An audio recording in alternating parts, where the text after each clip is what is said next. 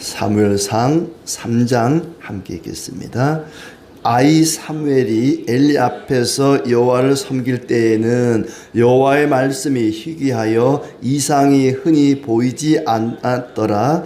엘리의 눈이 점점 어두워가서 잘 보지 못하는 그때에 그가 자기 처소에 누웠고 하나님의 등불은 아직 꺼지지 아니하였으며 사무엘은 하나님의 궤에 있는 여호와의 전 안에 누웠더니 여호와께서 사무엘을 부르시는지라 그가 대답하되 내가 여기 있나이다 하고 엘리에게로 달려가서 이르되 당신이 나를 부르셨기로 내가 여기 있나이다 하니 그가 이르되 나는 부르지 아니하였으니 다시 누우라 하는지라. 그가 가서 누웠더니 여호와께서 다시 사무엘을 부르시는지라. 사무엘이 일어나 엘리에게로 가서 이르되 당신이 나를 부르셨기로 내가 여기 있나이다 하니 그가 대답하되 내 아들아 내가 부르지 아니하였으니 다시 누우라 하니라. 사무엘이 아직 여호와를 알지 못하고 여호와의 말씀도 아직 그에게 나타나지 아니한 때라. 여호와께서 세 번째 사무엘을 부르시는지라. 그가 일어나 엘리에게로 가서 이르되 당신이 나를 부르셨기로 내가 여기 있나이다 하니 엘리가 여호와께서 이 아이를 부르신 줄을 깨닫고 엘리가 사무엘에게 이르되 가서 누웠다가 그가 너를 부르시거든 네가 말하기를 여호와여 말씀하옵소서 주의 종이 듣겠나이다 하라 하니 이에 사무엘이 가서 자기 처소에 누우니라. 여호와께서 임하여 서서 전과 같이 사무엘아 사무엘아 부르시는지라. 사무엘이 이르되 말씀하옵소서 주의 종이 듣겠나이다 하니 여호와께서 사무엘에게 이르시되 보라 내가 이스라엘 중에 한 일을 행하리니 그것을 듣는 자마다 두 귀가 울리리라. 내가 엘리의 집에 대하여 말한 것을 처음부터 끝까지 그 날에 그에게 다 이루리라. 내가 그의 집을 영원토록 심판하겠다고 그에게 말한 것은 그가 아는 죄악 때문이니 이는 그가 자기의 아들들이 저주를 자청하되 금하지 아니하였음이니라. 그러므로 내가 엘리의 집에 대하여 맹세하기를 엘리 집의 죄악은 제물로나 예물로나 영원히 속죄함을 받지 못하리라 하였노라 하셨더라. 사무엘이 아침까지 누웠다가 여호와의 집의 문을 열었으나 그 이상을 엘리에게 알게 하기를 두려워하더니 엘리가 사무엘을 불러 이르되 내 아들아 사무엘아 하니 그가 대답하되 내가 여기 있나이다 하니 그가 이르되 네게 무엇을 말씀하셨느냐 청하노니 내게 숨기지 말라. 내게 말씀하신 모든 것을 하나라도 숨기면 하나님이 내게 벌을 내리시고 또 내리시기를 원하노라 하는지라. 사무엘이 그것을 그에게 자세히 말하고 조금도 숨기지 아니하니 그가 이르되 이는 여호와이시니 선하신 대로 하실 것이니라 하니라. 사무엘이 자라매 여호와께서 그와 함께 계셔서 그의 말이 하나도 땅에 떨어지지 않게 하시니 단에서부터 브엘세바까지의 온 이스라엘이 사무엘은 여호와의 선지자로 세우심을 입은 줄을 알았더라. 여호와께서 실로에서 다시 나타나시되 여호와께서 실로에서 여호와의 말씀으로 사무엘에게 자기를 나타내시니라. 아멘. 네, 반갑습니다. 오늘도 하나님의 은혜가 가득하기를 진심으로 축복합니다. 이스라엘이라고 하는 나라는 하나님이 다스리시는 나라입니다. 그런데 백성들이 하나님을 거역하고 자기 소견에 옳은 대로 자기 생각에 맞는 대로 살아가던 그 시대에 하나님의 말씀을 한 사람 사무엘을 통해서 전해주시고 또 그 말씀대로 역사를 이끌어 가셨다 하는 것을 우리에게 보여주고 계십니다. 하나님은 눈에 보이지 않습니다. 그래서 하나님의 뜻을 잘 드러낼 한 사람을 택해서 하나님의 뜻을 드러내십니다. 하나님께서는 선지자나 또 제사장을 통해서 하나님의 뜻을 나타내시는데 그때 당시에 대제사장이었던 이 엘리라고 하는 이 사람은 그 일을 제대로 감당하지를 못했어요.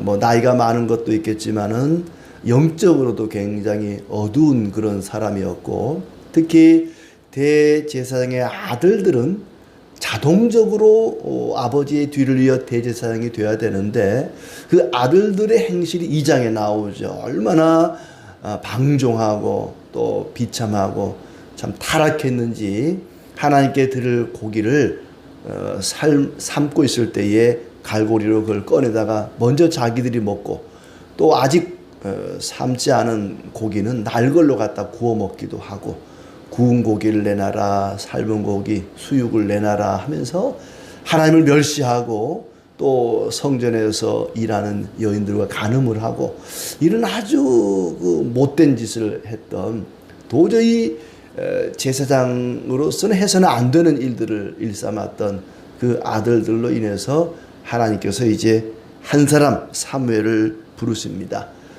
이미 사무엘의 어머니가 기도하는 가운데 사무엘을 낳게 되고, 그 낳은 아들 사무엘을 하나님의 전에 맡기고 이제 평생 하나님 섬길 수 있도록 이 성전에서 지내도록 맡깁니다 하고, 사무엘은 집을 떠나서 어린 시절부터 한 3살 때부터 이제 성전에서 자라게 됩니다.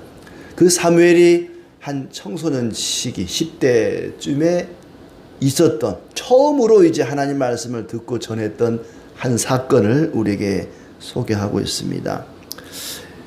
엘리 집안의 심판을 이미 앞에서 말씀했었죠. 엘리 집안은 더 이상 용서받을 수가 없다. 이런 아주 못된 사람들은 더 이상 내가 가만두지 않겠다. 그 후손들을 멸하겠다 말씀을 하셨습니다. 사무엘이 하나님을 섬길 때 하나님의 말씀이 희귀하여 이상도 자주 보이지 않았다. 그때는 지금처럼 이렇게 성경이 기록된, 글로 기록된 성경이 모세오경밖에 없던 그런 시대에 하나님께서 환상을 통해서 직접 하나님의 사람들을 통해서 말씀하시던 그런 시대입니다. 그런데 이 사무엘이 자라던 이 시대에는 하나님의 말씀이 희귀했다. 그만큼 백성들이 하나님 말씀 듣는 걸 별로 좋아하지 않았다는 거예요. 자기 멋대로 살던 그런 시대였죠. 그러다 보니까 환상도 이상도 자주 보이지 않던 그런 시대입니다. 특히 하나님 말씀을 전해줘야 할 대제사장 엘리 집안이 타락함으로써 하나님의 말씀이 중단된 그런 시대라고 할 수 있겠죠. 그 시대가 얼마나 암울한 시대였는지 이 앞장에서 보여주고 있습니다. 엘리가 2절에 보면은 시력이 별로 좋지 않았어요. 나이가 한 90이 넘고 거의 100세 가까이 되니까 시력이 별로 좋지 않은 그때에 잠자리에 누웠습니다. 밤에 제사장이 자려고, 뭐 제사장의 잠자리도 아마 그 성전 안 어딘가에 있었던 것 같아요. 그때는 성전이 솔로몬 성전이 아니라 실로에 있는 아주 조그마한 그런 성전이었을 텐데, 이 대제사장이 이제 잠자리에 자려고 침소에 들었는데 사무엘은 언약궤가 있는 여호와의 전에 누웠다. 하나님이 사무엘을 부르십니다. 사무엘아 사무엘아 불렀는데 사무엘은 하나님이 부르신 줄을 모르는 거예요.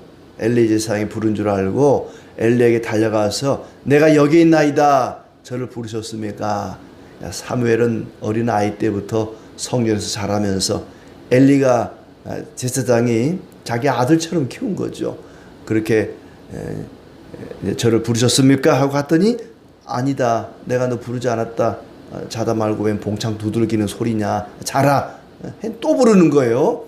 사무엘아 사무엘아 부르니까 또 자기를 부르는 줄 알고 얼른 엘리에게 가서 저를 부르셨습니까? 그랬더니 아니다. 내가 너를 부르지 않았다. 가서 자라. 그때까지도 사무엘은 하나님의 음성을 들어본 적이 없는 거예요. 하나님이 부르시는데 하나님이 부르시는지 이게 사람이 부르는지 모르니까 엘리에게 갔던 거죠. 그리고 3번째 다시 사무엘아 사무엘아 부르니까 엘리에게 갔습니다. 그러자 이제 엘리 제사장이 아하 이것은 하나님이 부르시는구나, 이 아이를 부르시는구나 하면서 얘기하죠. 8절에 보면은 엘리에게 가서 이르되 당신이 나를 부르셨기로 내가 여기 있나 하니 엘리가 여호와께서 이 아이를 부르신 줄을 깨닫고 가서 누웠다가 다시 부르거든 말하기를 여호와여 말씀하옵소서 주의 종이 듣겠나이다 하라. 다시 가서 누운 거죠. 세 번째로 부를 때도 그래요. 네 번째 부른 거죠. 10절에 하나님께서 사무엘아 사무엘아 부르시는지라 사무엘이 이르되 말씀하옵소서 주의 종이 듣겠나이다. 여호와여 말씀하옵소서 내가 듣겠나이다. 3번, 4번, 10번, 1000번, 100번 하나님이 부르시는 대로 말씀하옵소서 내가 듣겠나이다. 내가 여기 있나이다. 마치 이사야가 그랬던 것처럼 마리아가 종들에게 주께서 무슨 말씀을 하시든지 그대로 순종하라 말씀했던 것처럼 사무엘은 그런 사람이었습니다. 하나님이 부르시면 부르시는 대로 내가 여기 있나이다. 말씀하옵소서. 무슨 말씀을 하시든지 제가 듣겠나이다. 말씀하옵소서. 주의 종이 듣겠나이다. 하나님께서 사무엘에게 중한 일을 말씀하십니다. 내가 이스라엘 중에 한 가지 일을 행하리니 그것을 듣는 자마다 두 귀가 울리리라. 사람이 막 천둥 소리를 들으면 큰 소리를 들으면 귀가 울리면서 두려워하듯이 내가 이제부터 한 가지 말을 할 텐데 그 말을 듣는 자는 귀가 멍멍해질 것이다. 무슨 말씀 하시느냐? 내가 엘리 집에 말한 것을 다 이루리라. 엘리 집안에 대해서 이 엘리 대제사장 집안에 대해서 했던 말을 다 이룰 것이다. 그 말이 무슨 말이냐면은 이 앞에 2장에 나오는 말씀, 2장 27절부터 나오는 말씀이죠. 엘리 집안이 망할 것이다 하는 말씀이었습니다. 내가 내 팔과 내 조상의 집 팔을 끊어서 집에 노인이 하나도 없게 하는 날이 이를 것이다. 또 환난을 만나게 될 것이다. 노인이 없을 것이다. 내 집에 출산되는 모든 자가 젊어서 죽을 것이다. 다 죽을 것이다. 엘리 집안이 망한다는 얘기였습니다. 놀라운 얘기죠. 엘리 집안에 내릴 심판을 말씀하셨는데 이제 그걸 또 사무엘에게 반복해 말하는 거예요. 어떤 한 사람에게 말했던 것을 이번에는 어린 청소년기에 사무엘에게 말한 것입니다. 엘리는 자기 아들들이 저주받을 일을 하는 줄을 알면서도 자식들을 책망하지 않았다. 그래서 그 집을 영영히 없애버리겠다 그렇습니다. 여기 12절에 내가 엘리의 집에 대하여 말한 것을 처음부터 끝까지 그날에게 그에게 다 이루리라. 심판할 것이다. 그가 아는 죄악 때문이니 이는 그가 자기의 아들들이 저주를 자청하되 금하지 아니하였음이니라. 아는 죄악 때문에, 알고 지은 죄 때문에 그랬어요. 엘리가 또 그 아들들이 모르고 지은 죄가 아닙니다.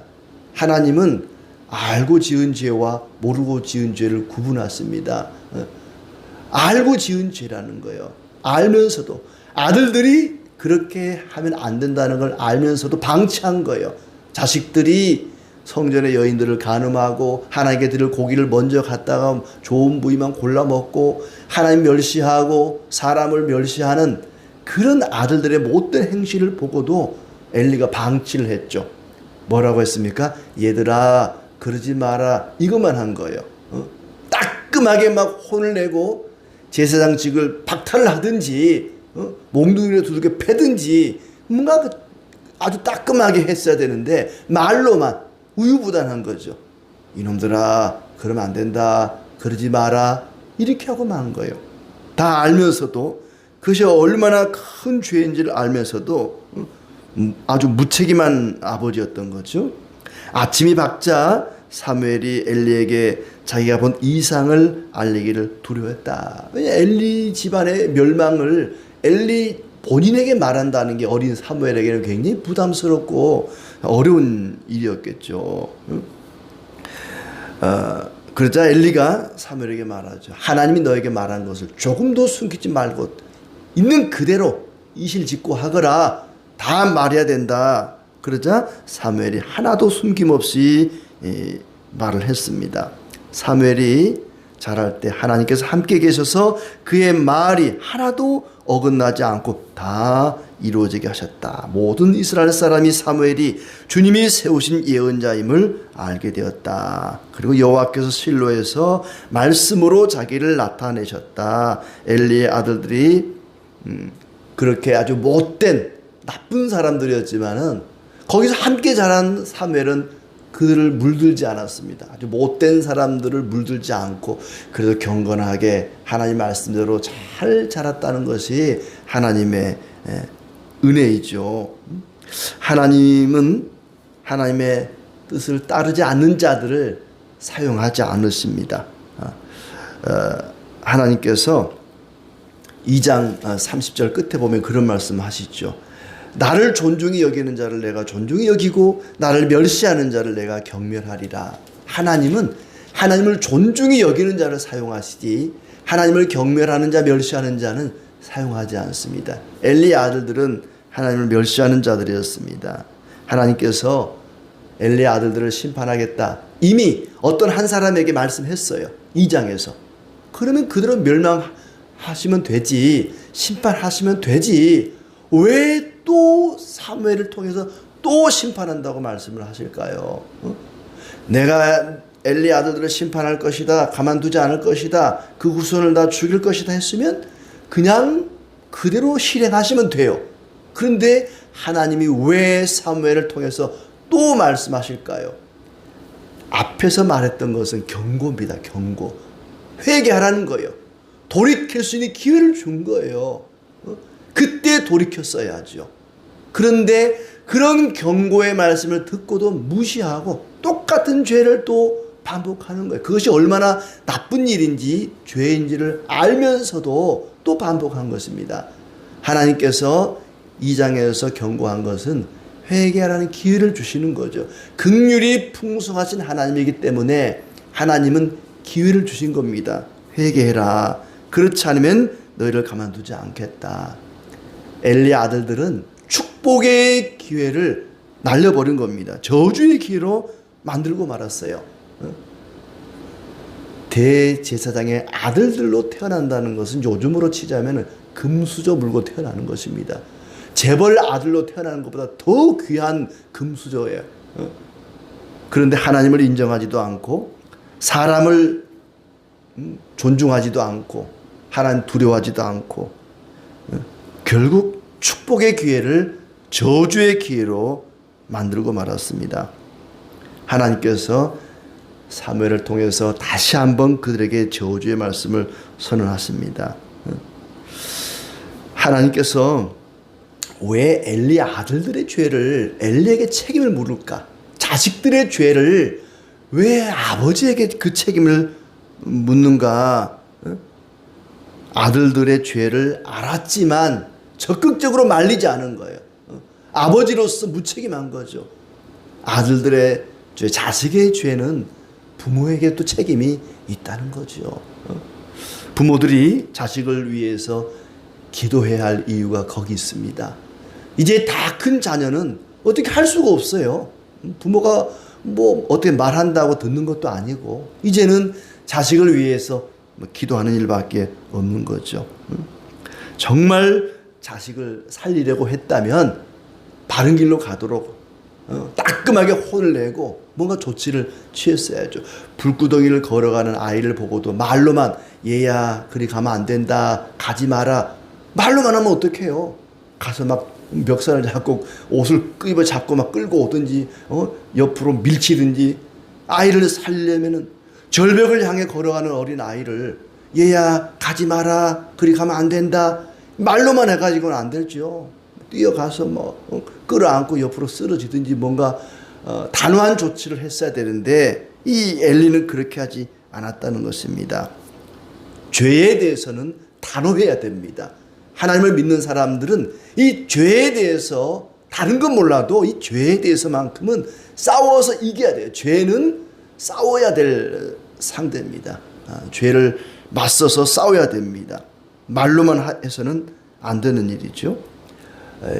엘리의 잘못은 아들들을 하나님보다 더 소중히 여겼다는 거예요. 혹시 내가 아들들을 너무 거칠게 혼내가지고 마음에 상처 입으면 어떡하나, 아들들이 걱정돼가지고는 너무 심하게 혼내지 못하고 우유부단했던 것이 결국 자식들이 멸망길로 가고 축복의 기회를 저주의 기회로 만들고 말았습니다. 갈라디아서 1장 10절에 바울은 이렇게 얘기합니다. 내가 사람들에게 좋게 하랴 하나님께 좋게 하랴, 사람들에게 기쁨을 구하랴 내가 지금까지 사람들의 기쁨을 구하였다면 그리스도의 종이 아니니라. 나는 사람을 기쁘게 하는 사람이 아니라 하나님 기쁘게 하겠다. 엘리에게 필요한 것은 그런 마음이었죠. 우리에게 필요한 것도 그런 마음입니다. 사람을 기쁘게 하지 않고 하나님을 기쁘게 해야겠다. 이런 마음을 가졌더라면 자식들을 이렇게 방치하지 않았을 것입니다. 이런 참사가 일어나지 않았을 것입니다. 우리가 온전히 하나님을 기쁘시게 하고 하나님께 기도하고 자녀들을 올바른 길로 인도해 달라고 하나님께 은혜를 구하면서 부모의 역할을 잘 감당하기를 진심으로 기원합니다.